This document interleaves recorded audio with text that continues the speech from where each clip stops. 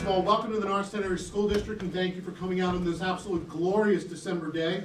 Thank you for taking time to join us. My name is Christopher Dormer. I'm very proud to be the Superintendent of Schools here in the Norristown Area School District, and I am NASD proud. I'm here as not only a local educational leader, but also as a member of the Pennsylvania League of Urban Superintendents, or PLUS. We are a caucus of the Pennsylvania Association of School Administrators. Across the state at this moment, 13 of our passive plus caucus school districts are hosting press conferences just like this. Urban school districts aren't just the big city districts like Philadelphia and Pittsburgh. They're districts just like ours, where there's a higher concentration of population, where we have a higher number of students coming from low-income families. The Pennsylvania Department of Education reports that 74.2% of NASD students are identified as economically disadvantaged. As you can imagine, there are higher costs to educating students that come from low-income families, as typically more services are needed to assist them with a wide variety of academic, social, emotional, and life needs. For the past 3 years, our district has successfully participated in the community eligibility provision of the National School Lunch and Breakfast Program to provide breakfast and lunch at no cost to our students to help address the needs of many. Urban schools also have a higher concentration of students of color, students identified as English learners, and students who require special education. Here in Norristown, we are all of those things. In our roughly 7,600 students, 85% of our students are students of color. 7 out of every 10 students are impacted by some level of poverty. 1 out of every 7 students is an English learner, and 1 out of every 5 students requires special education. Statewide, nearly 40% of all low-income students are concentrated in just 40 of Pennsylvania's 500 school districts. In Pennsylvania, 1 in every 7 students in K-12 public schools attends an urban school. As a state, our future prosperity depends on us successfully educating these students and preparing them successfully for the workforce. While most of our funding here in Norristown comes from local taxes, over 70% of our $160 million budget, we simply can't generate the kind of revenue that our wealthier suburban neighbors can. Pennsylvania needs to provide us so we can provide for Pennsylvania. Relying so largely on local funding will create and has created significant disparities. As a result, the quality of a child's education in this state can be largely determined by their zip code. And that, ladies and gentlemen, simply is not fair. On December 15, 1955, the Montgomery bus boycott began in Alabama. This is just 4 days after Rosa Parks was arrested and fined for refusing to give her seat up to a white man. The boycott lasted for over a year. It was the first large-scale demonstration in the United States against segregation. This date, today, December 5th, history marks for us a time when people stood up and took a stand. Today, the Pennsylvania League of Urban Superintendents are remembering that movement as we stand in solidarity to say, enough is enough. It is time to give every student in Pennsylvania an equal chance at excellent, high-quality education, regardless of that zip code. Today, we're going to briefly discuss a very pressing matter that's hurting all public schools, but is often crushing to urban schools in Pennsylvania. The highly inequitable and unfair way that charter schools are funded and monitored. As an organization, the Passive Plus Caucus has identified charter and cyber charter reform, specifically legislative reform that addresses funding, accountability, and transparency as one of our biggest needs. Urban districts, often dealing with the most challenges in education, also end up with the largest portion of charter and cyber charter burden. To give you a rough idea of that number, last year the Norristown Area School District spent over $9.5 million for students to attend charter schools, at a rate of $13,000 per student for regular education services and $34,000 per student to receive special education services. While we provide those same services right here, often using the same service providers and curriculum at a fraction of those costs. The current charter school law also allows charter and cyber charter schools to play by different rules. They are not held to the same standards, and very simply, they're able to spend tax dollars on marketing, lobbying, management fees with virtually no sight or transparency. They cost taxpayers billions of dollars every year. And according to a widely accepted report from Stanford University, Cyber charter schools in particular are showing vastly inferior results at delivering effective education to students. In that Stanford report, they estimate that students lose on average 106 days of instruction in reading and 118 days lost of instruction in mathematics every year. That's more than half of the required school days here in the Commonwealth is lost by ineffective practices and ineffective educational systems. The Passive Plus Caucus is focused on charter and cyber charter reform because our current law and system hurts all students in all towns. Make no mistake, ladies and gentlemen, this is not about school choice, nor is this about any individual charter school. Parents who are sending their children to a charter or cyber charter are often told that educators are advocating to remove all other options except public education. Simply not true. This is about the flawed system and charter school law that many have called the worst in the nation. I won't apologize for my belief, as you already know I am NASD proud, that our district does a better job. However, as I said, this is not about school choice. This is about pushing urgency and immediacy for charter and cyber charter reform. The Passive Plus Caucus and the Norristown Area School District are standing together on this day to call for immediate and substantial reform, the way we fund all schools and the way we allow charter and cyber charter schools to operate in Pennsylvania. To share more on this issue, I'm proud to introduce two of our parents who are very active community members, Mrs. Melissa Rattano and Mrs. Erica Ward.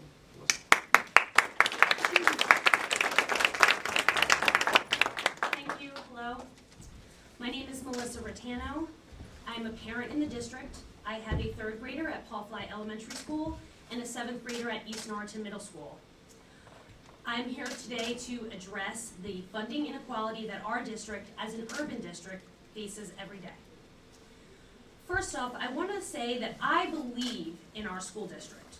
I am continually impressed by the level of talent and dedication among our educators and staff. When my son started kindergarten in the district, he was in a special needs classroom. He was diagnosed as being on the autism spectrum at age 2.5 and needed a variety of interventions. Now he's 13. He is fully included with his typical peers and is doing extremely well. To me, he is an example of the amazing work our educators are doing on a daily basis, despite being faced with many challenges. Having lived in this district for 16 years, I know that there are many wonderful people and businesses supporting our schools. But still, our district lacks certain resources, programs, and staffing that is needed to truly help all of our students excel and achieve. And it isn't just Norristown. Across Pennsylvania on a daily basis, urban schools are struggling. And the way that Pennsylvania is funding its schools is not helping. Because of the way Pennsylvania funds its schools, the state only contributes about 33% on average of the school district's funding. There is an over-reliance, therefore, on local money. In Norristown, for example, the state only contributes 24% of our funding. With the federal government only contributing 4%, our local taxpayers are shouldering 72% of our budget. Our state ranks 47th in the country in the proportion of revenue it contributes to education. And as a result of that, Pennsylvania has the 2nd worst funding gap in the nation when it comes to wealthy school districts versus poor school districts. That's simply unfair, it is not okay, and it is a disservice to our community. Many students in urban districts face challenges that wealthier suburban districts do not. Our students often have educational, emotional, and physical needs that are costly. In fact, it has been estimated that it costs 2.5 times more to educate students living in poverty than students who do not live in poverty. A research report performed by an independent national education policy organization revealed that the highest poverty districts in Pennsylvania receive less per student than districts with the lowest poverty levels. Considering this, a bipartisan commission proposed and approved a fair funding formula to consider issues like poverty, special education, and students requiring English as a second language. If this formula were to be fully implemented, the Norristown Area School District would receive an additional $13 million annually from the Commonwealth of Pennsylvania. As it stands to date, only new funding for education flows through this formula, which only represents less than 10% of our basic education funding. I hope I've been clear today on some of the inequalities facing our district, and I thank you for your time, and I'd like to introduce Erica Wharton. Thank you.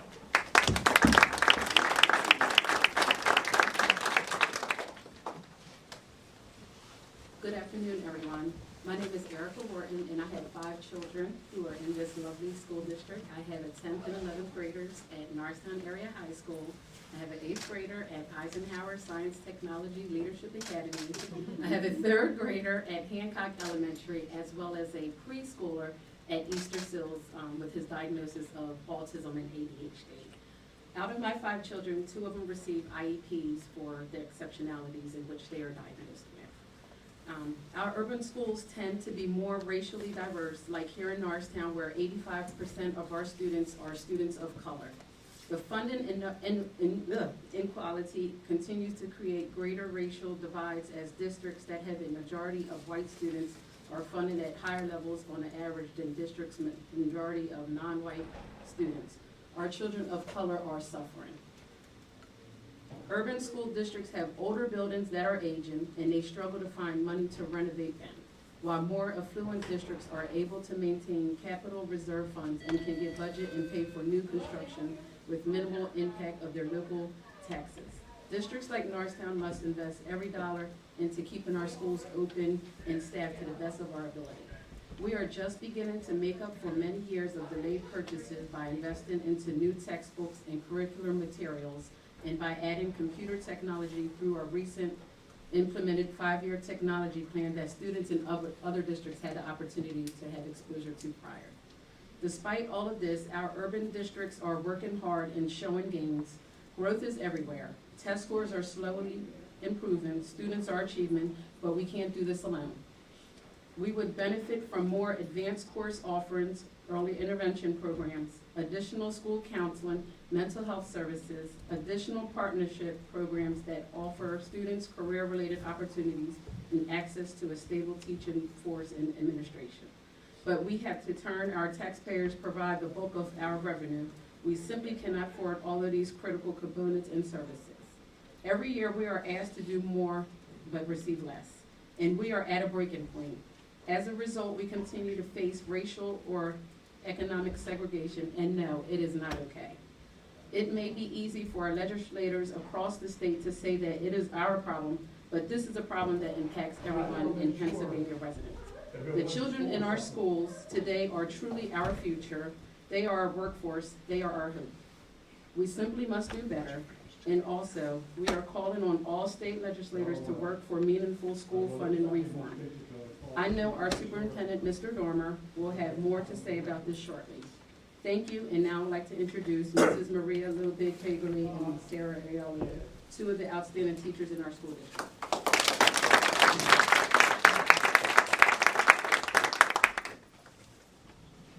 Thank you, Ms. Wharton. My name is Maria Lobig-Haberly. I'm an English teacher at Norristown Area High School. I've been with the district for 13 years. My colleague, Sarah Ayala, and I would like to have a moment to speak about the need for charter and cyber charter school reform. As a teacher, I am not fundamentally opposed to the idea of charter schools. However, I'm very much opposed to the way these schools are currently funded and regulated, or more accurately, not regulated. Teachers and administrators in suburban districts across the state have been pushing for change. Currently, there are several proposed charter reform bills in circulation. Governor Wolf also introduced a charter reform bill last month. Essentially, charter schools are funded by state and local taxes, but our local school boards have no oversight. In fact, we don't know who has oversight. Private corporations in the form of management companies that run many of these charters are allowed to make millions of profit each year. Annually, Norristown School District pays a total of $9.5 million for all of the charter and cyber charter students to attend. Under current law, charter school funding significantly increases yearly. And as a public school district, our state funding does not increase. We are limited by Act 1, which dictates how much our school district can raise. Paradoxically, we are required each year to send additional funding to charter schools in our district. This is not fair or equitable. Cyber charter schools also need serious reform. Public school districts are mandated by law to give the same amount of tuition to state cyber charter schools as we do to brick and mortar charter schools.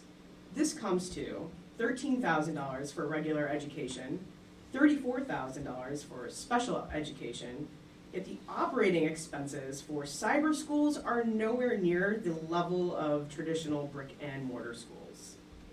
Many public school districts are operating full-time online learning programs for their students at a much lower cost, with much better results than cyber charter schools. The cost is a little over $6,000 per student, which includes certified teachers available in all content areas, plus special education supports. What is happening with the charter school and cyber charter monetary excess? Is it being used for flashy advertising campaigns or to line the pockets of executives and certain politicians? The truth is, inequitable distribution of funding is a direct attack against students, their parents, and the community as a whole.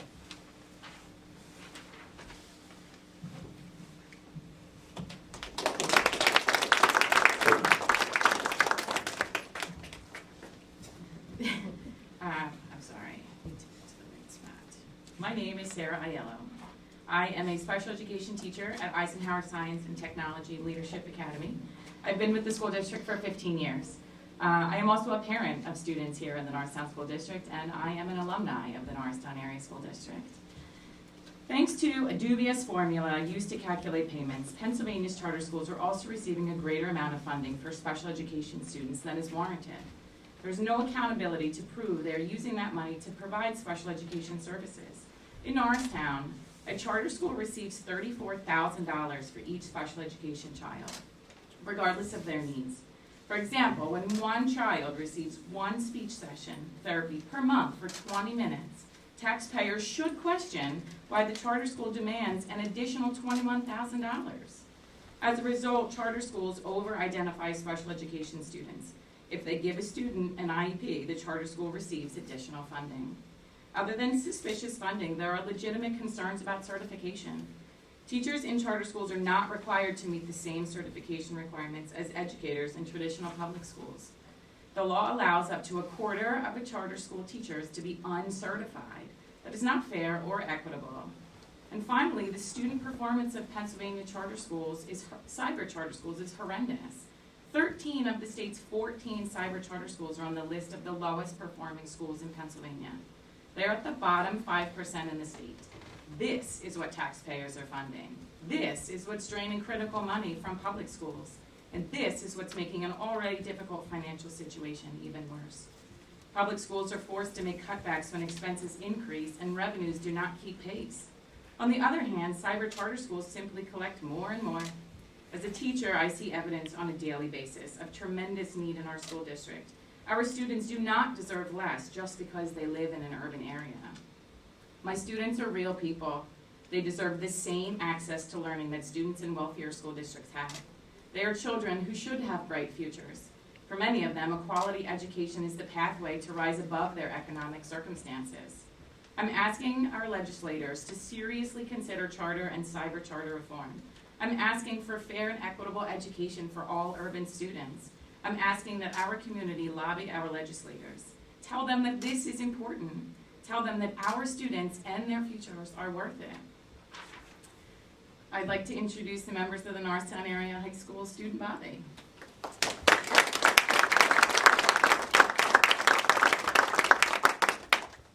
Thank you. My name is Devin Carpenter, and I am involved in many activities at Norristown Area High School, some of which include swimming, Young Scholars, and I am the co-president of the class of 2021. We love Norristown Area School District. We love all 12 of our schools because we truly believe that they are the heart and foundation of our community. It is critical that our schools are funded adequately because with proper training, our students can reach their full potential. Thank you. Hello everyone, I'm Cameron Johnson. I'm also the co-president of 2021.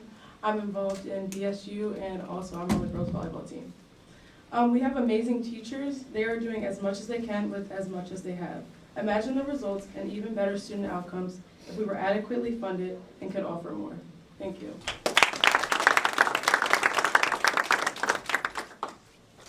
Hi, my name is Adriana Wright. I'm involved in a host of activities at Norristown Area High School, including Best Buddies, National Honor Society, and I'm co-president of the class of 2020. Our parents and neighbors shoulder the majority of our district's expenses at roughly 72%. This is insane, almost exclusively through local property taxes. Our taxes are higher than they should be because our state is not contributing enough. That simply isn't fair to our community nor our students.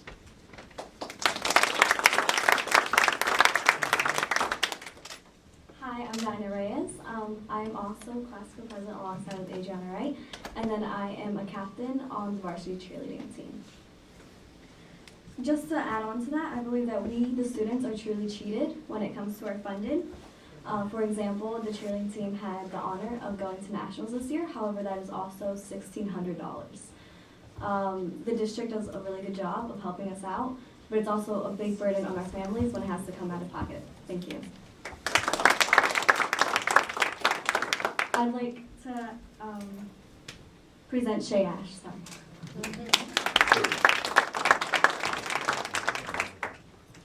Good afternoon. My name is Shay Ash, and I'm the board president here at Norristown Area School District. On behalf of the Norristown Area School District Board of School Directors, I'm calling on our state legislators to adequately fund our public schools. As board directors, we are forced to pass the bill onto taxpayers to fund our schools because Harrisburg fails to provide full and fair funding to urban school districts like Norristown. Boards are also held to certain deadlines to pass the budget of our schools without knowing where the money will come from or Pennsylvania will allocate money towards education. But our state lawmakers are not held to the same standards. Speaker Terzai has made it clear that since taking office, he has no interest in education, and it shows. He continues to block any attempt to reform our funding formula and refuses to acknowledge that there is a need to increase accountability and transparency to cyber charter schools. With a fair and full funding model, local taxpayers will start to see more of their money invested into their local school districts. We'll be able to hire back our teachers we lost during difficult budget seasons. Our classrooms will have adequate resources for our students.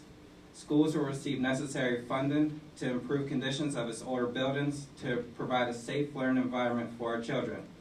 But until Pennsylvania can wake up, these will only remain dreams to our urban school districts and our children will lose. I encourage our state legislators to visit an urban school district like Norristown, then a school district in a more affluent area. After visiting these school districts, ask yourself if the state's current funding model is fair and provides the same opportunity to all students attending public schools. Speaker Terzai, Norristown Area School District doors are always open. We welcome you to visit our schools, and we'd be more than happy to tell you how you can help fix our schools. The ball is in your court. And at this time, I'd like to introduce State Representative Matt Bradford.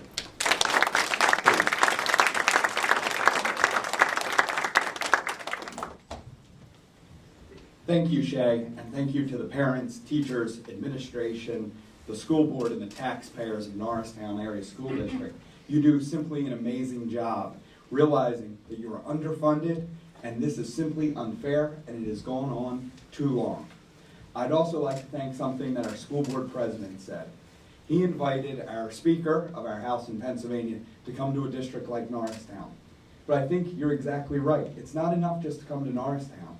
In my legislative district, I represent 3 school districts. I'm blessed to have the Colonial School District, the Methacton School District, where my 4 kids attend, and the Norristown School District. And simply put, the fact that we allow the funding levels and the discrepancies to exist within school districts, within one of the wealthiest counties in Pennsylvania, within the wealthiest region of Pennsylvania, It is heartbreaking, it is unconscionable, and it has gone on entirely too long. We must speak up, not just here in Norristown, not just in suburban districts, on behalf of urban districts. This is a problem across Pennsylvania. To allow districts like this to feel like they are alone is not only not right, it's not true. Yesterday, I had the opportunity to be in Scranton, and after that, I was in Allentown. And you know what? You're not alone. There are township line roads all across this Commonwealth that separate wealthy from poor districts. And you know what? I really appreciate the clarity of which our speakers have spoken today, because the main difference across many of those township lines is racial. For too long, we have allowed districts of communities of color to go underfunded and to face the unbelievable burdens of poverty alone, and to push that entirely on their taxpayers.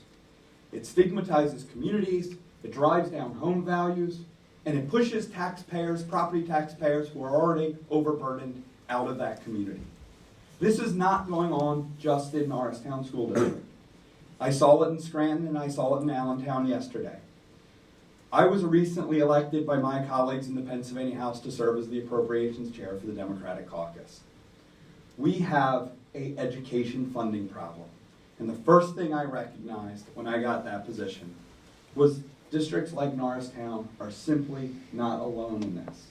We have to speak differently. And it can't come from politicians, because frankly, we have failed communities like Norristown.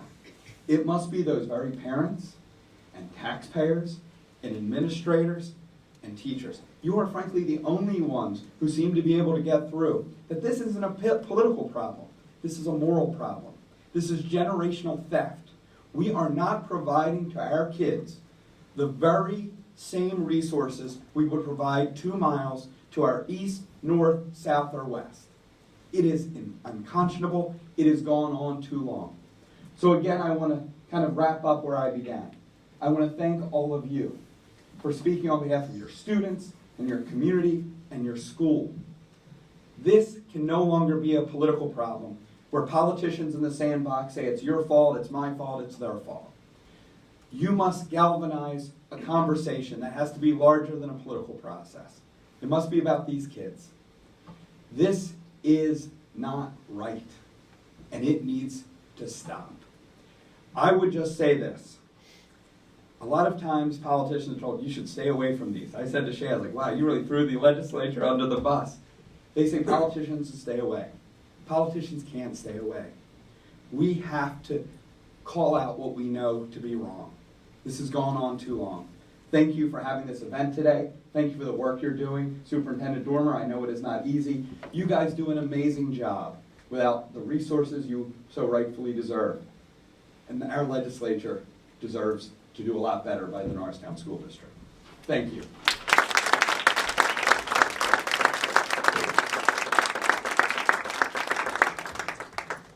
Thank you, Representative Bradford. For those of you that don't know, Matt is an absolute champion for us here in Norristown, and we know that the lack of state action is not a lack of Matt's action, because he fights for us every single day, and for that we're greatly appreciative, and we appreciate your words today. Thank you very much to all of our speakers, Board President Ash, our parents, our teachers, our students. Thank you for your candor and standing up for Norristown and for all urban students.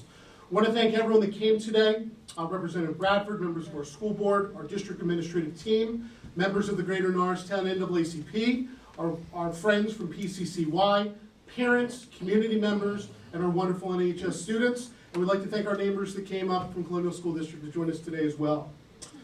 The cost of operating public schools and educating students has been steadily increasing. Much of the financial strain we face as a district is due to meeting obligations of increasing unfunded mandates, such as mandatory pension contributions. Because of our prior fiscal mismanagement of the retirement system, we are forced to contribute 34% of our payroll annually to our retirement system. When I started in education just about 25 years ago, districts were only required to contribute 4.5% of payroll. So think about that percentage in dollars that are not going to students. Underfunded construction and renovation. Loss of Plan-Con reimbursement has forced us to borrow money and to cut into operating funds to pay for upkeep and construction projects. increasing special education costs. The federal government, we're going to blame them too, also, when they enacted IDEA, the Individuals with Disabilities Education Act, promised to fund that at 40% of the actual cost of what it took to educate a special education child. That funding has never exceeded 14%. Where's the shortfall made up? Right here by our local taxpayers.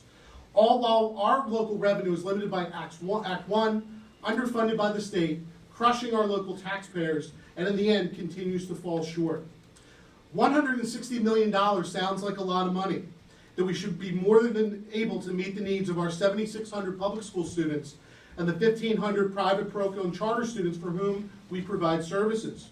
But when you factor in these unfunded mandates, the inequitable state funding we receive, the inequitable payments to charter and cyber charter schools, we are left with a meager 8% of our budget where we can decide and direct how to spend those dollars to best help students.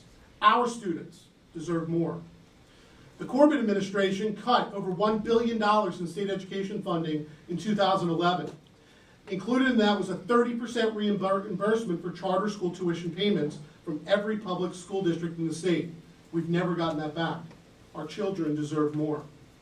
We continue to turn to our local taxpayers to provide the lion's share of funding for our systems. Think about this. Urban districts often have the highest local tax rates for homeowners, meaning they pay more in local school taxes for a comparably valued property that appears in a more affluent district. Under Act 1, urban districts are afforded an adjusted Act 1 index that allows districts to raise their taxes higher than in more affluent districts. So we have a system that propagates those who are already taxed high to be taxed even more. In urban districts, this presents significant challenges. We truly created a system of haves and have-nots where zip code does determine the quality of your education. Our students deserve better. Legislators across Pennsylvania have introduced and begun to introduce charter reform bills, and Governor Wolf recently introduced the charter reform package. Some of these bills will help districts while others would make things more difficult or worse.